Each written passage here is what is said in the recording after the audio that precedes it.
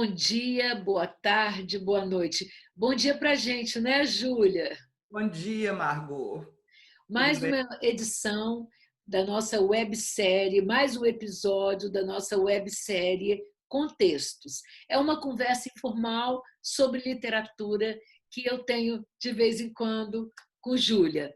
É tão interessante essas conversas, Júlia, que a gente está recebendo alguns feedbacks bem legais. Por É. exemplo, de uma pessoa que escreveu para a gente pedindo para a gente falar sobre biografia, sobre autobiografia.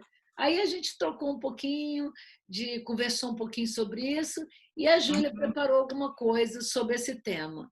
E também a gente vai falar, nós combinamos, ainda não sei quais as crônicas que ela escolheu, a gente vai falar um pouco sobre crônicas brasileiras, sobre esse estilo de literatura. Aí eu não sei o que ela escolheu, vamos ver. Então, Júlia, a palavra Então, está com você. assim, esse e-mail que a gente recebeu, né, entre outros, foi legal. É uma pessoa que pede dicas e gostaria de ouvir mais sobre escrever autobiografia, né? Então, não é o tema de hoje, vou falar só rapidinho o que eu pensei sobre o assunto, né? Olha, uma pessoa que quer escrever uma autobiografia ou as memórias dela, né? Então, eu não sei, eu acho que a primeira coisa seria escolher qual é o público, né?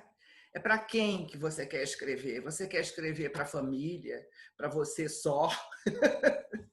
Você quer se publicar? Você quer a edição? Você quer vender? O que é que você quer, né? A quem vai interessar a sua A quem vai autobiografia, né? interessar e quem vai ser o leitor, né? É para a posteridade? Bom, em geral a gente gosta de escrever para a posteridade, né? Mas outra coisa que ela diz que é interessante, assim, mas ela tem medo de se expor, tem medo de se sentir nua. Então eu digo, então não escrevo. Ah, mas pode usar um pseudônimo, né? Tantos autores Não, usam isso eu estou sendo pseudônimo. radical. Você precisa ter uma certa abertura e mostrar quem você foi, o que pensa, não é? O que fez, o que faz. Porque pode deixar, se você não fizer isso, alguém vai fazer por você. Então, você sabe que é um tema delicado, né? A Clarice Lispector, por exemplo, a família dela proibiu durante muitos anos, e foi o Ben Moser que conseguiu driblar isso. Driblar não, ele conseguiu conversar isso, ele conseguiu negociar e ele fez. Enfim, não queria que revelasse certos fatos do passado dela. Isso tem de montão, acontece de montão. Então, Mas tem as biografias não autorizadas também, né? claro, Claire E Hamilton. aí Não, mas aí é biografia, mas ela está falando sobre a autobiografia, né? é, Eu li o ano passado que eu gostei, uma autobiografia que foi da Michelle Obama, que aliás foi best-seller e foi unanimidade, eu né? também li. Ela não foi, aliás, não foi ela que escreveu, a gente sabe que o ghostwriter aí é imprescindível, ela pode ter dado dicas, ela fez toda uma gravação, etc. Mas é um livro leve, bem feito, e conta coisas. E ela conseguiu fazer isso com muita elegância. Agora, para resumir essa história, talvez a gente volte algum dia a falar com mais, né, detalhes sobre isso, eu vou apenas repetir o que o Garcia Marques disse uma certa vez. Ele escreveu: não escreva suas memórias quando você está zangado ou tem rancor. Muito boa, tá Então, vendo? olha, em outras palavras, mantenha-se um pouco à distância antes de começar a escrever. Depois, Interessante, né? né? É isso. Pois é. Então, E Margot, o nosso sobre as assunto crônicas? é O que é que você crônicas. Pois é. preparou sobre as crônicas? Olha, eu não, as crônicas de maneira geral, eu escolhi a gente começar esse DT, talvez esse seja a primeira de duas sobre crônica, porque tem Eu acho que tem assunto demais de muito crônica. cronista, né? O que você imagina de cronistas bons que nós temos, atuais, etc. Nossa, demais, né? E é um gênero, sabe, que, ó, que junta ironia e humor, né, ao relatar acontecimentos. Eu estava lendo também sobre... Mas você que vai falar É sobre... verdade. Não, a crônica, basicamente, como a gente conhece hoje, né, é um texto curto e a finalidade é a publicação desse o texto no veículo de informação. Ela muitas vezes é recheada de humor, ela tem humor, ela pode ser leve, mas há várias outras tonalidades também, né?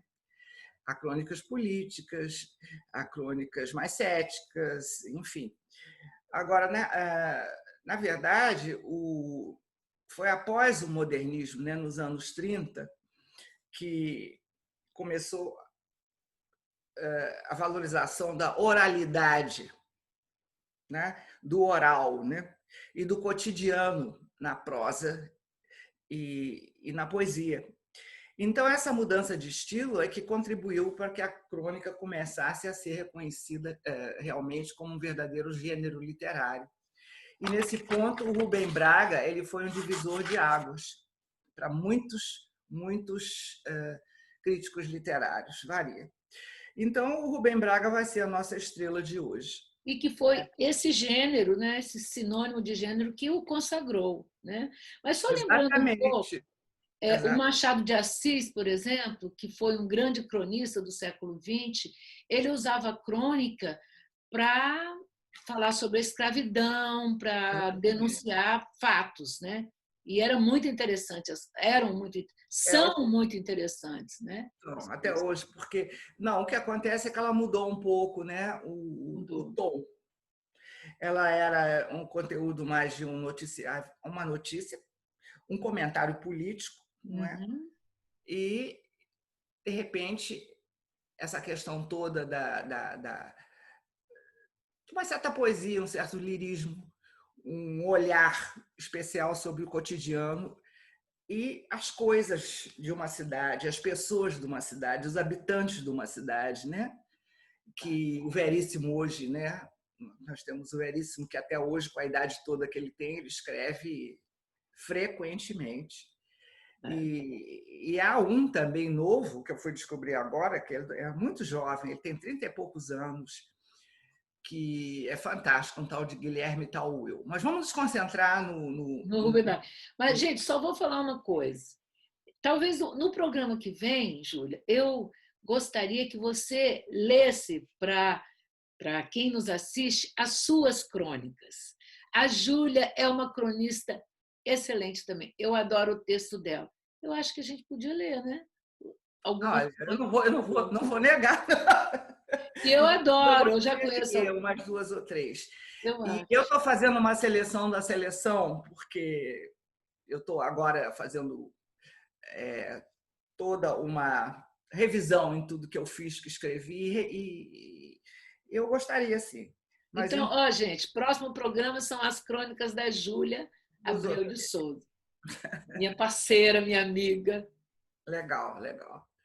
Olha, então é o seguinte, quer dizer, o Rubem Braga, na realidade, parece que ele não quis ser outra coisa. Você sabe, ele foi um homem, ele foi jornalista, embaixador, Era um tradutor, advogado. exato. Mas ele colocou nos textos assim um ideal de simplicidade literária que faz com que ele seja realmente o maior expoente do seu gênero, né? E ele teve muita influência também da literatura brasileira. Agora, E essa o Rubem simplicidade, Braga, só falando um pouquinho, é do meu estado, do Espírito Santo, né? De Cachoeiro exatamente, ele do nasceu em Itapemirim. 1913 em Cachoeira e ele É, morreu em 1990. E ele foi contemporâneo sim, ele foi contemporâneo da Clarice, é. do Nelson Rodrigues, mas o Nelson Rodrigues faleceu em 1980, 10 anos dele. Ele foi longe, o Rubem Braga, né? E então, a sofisticação dele, o Margot, eu acho que ela é muito enganosa, porque é tal história que a gente estava falando também outro dia sobre a simplicidade, o ser conciso, não é? O enxuto, Cortar palavras, né? cortar palavras. E ele, com fiapo de assunto, ele cria um relato, né? Fantástico. Então, ele, esse gênero aparentemente colonial, ou colonial, coloquial, Coloquial. ele vai descrevendo o que ele vê, o que ele sente, o que ele pensa, com ironia, às vezes com melancolia, porque ele tinha isso também. Então, há 1000 crônicas, eu fiz aqui uma seleção de 2 ou 3 que eu gosto muito. E eu vou começar por uma delas, que é O Meu Ideal. Você conhece? Meu ideal seria escrever. Eu não vou ler ela toda, porque ela é grande. É que nós Ele já diz estamos assim, com o programa já já feito. grande, né? Mas Meu ideal seria escrever uma história tão engraçada que aquela moça que está doente naquela casa cinzenta, quando lesse minha história no jornal, risse tanto que chegasse a chorar e dissesse: ai, meu Deus, que história mais engraçada. E então a contasse para a cozinheira e telefonasse para 2 ou 3 amigas para contar a história. E todos a quem ela contasse rissem muito e ficassem alegremente espantados de vê-la tão alegre. Aí ele continua. Que um casal que estivesse em casa mal-humorado, o marido bastante aborrecido com a mulher bastante irritada com o marido, que esse casal também fosse atingido pela minha história. O marido a leria e começaria a rir, o que aumentaria a irritação da mulher. bom, é ótimo. Mas depois,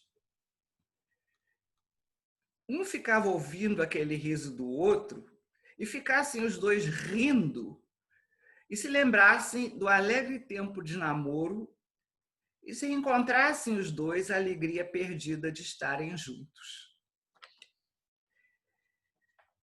E quando me perguntasse, mas onde é que você tirou essa história? Eu responderia que ela não é minha, que eu vi por acaso na rua e que um desconhecido a contava para o outro desconhecido.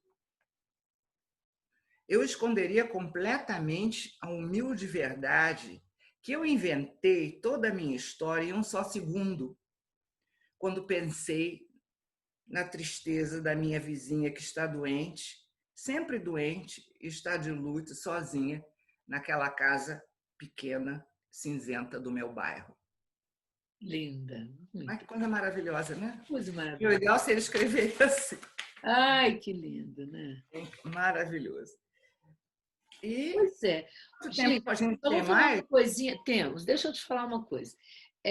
Eu sou do Espírito Santo também e conheço muito a família de Rubem Braga. Ah, é? Demais. Conheci Dona Gracinha, que era irmã dele, que escrevia muito bem. Ele era irmão de Newton Braga, que era um poeta também. É, eu Tom Braga. Exatamente. Assim, conheço todos os sobrinhos, Uhum. muitos dos sobrinhos de Rubem Braga, Beatriz, Álvaro, Ana Maria, uma família enorme que todos são literários, todos escrevem Mesmo. muito bem. E em Cachoeiro do Itapemirim, gente, tem uma casa, a Casa dos Bragas, que eram os móveis da casa de Dona Gracinha, que eu conheci, frequentei muito aquela casa. Eles foram todos para o museu, para essa casa dos Braga, que é uma casa de literatura agora, que os Ah, é? jovens vão lá para escrever, e é uma casa muito democrática, onde todo mundo pode entrar e circular. Lindo, quem tiver a oportunidade de conhecer a Casa dos Bragas, em Cachoeiro. E tem o Cláudio também, que era sobrinho do Rubem Braga. Os filhos, parece que ele tem um filho, não conheço. Mas eu conheço muito a história do Rubem Braga, É, onde as porque ele é um filhas dele foram monumento, né? É um jogadas. monumento. Incrível, interessante. Eu Ah, acho, é. será que a gente lê mais uma dele? É Vamos tão ler. bom falar do Rubem Braga, né? Muito bom. A gente pode mais continuar, porque tem tanta coisa, né? Dê mais Ele tem, uma, porque a gente já está com um programa muito longo agora. Já. né? Eu tenho frases dele e tenho as Vamos boas ler. coisas da vida dele. Ele Isso. faz uma lista 10 coisas boas da vida. Então, é muito boa Vamos essa terminar com lista. essa? Vai, para a gente Então, encerrar. uma revista mais ou menos frívola pediu a várias pessoas para dizer as 10 coisas que fazem a vida valer a pena. Sem pensar demasiado, fiz essa pequena lista. Esbarrar, às vezes, com certas comidas de infância, por exemplo, aipim cozido ainda quente, com melado de cana, que vem numa garrafa cuja rolha é um sabugo de milho. O sabugo dará um certo gosto ao melado? Dá gosto de infância, de tarde na fazenda.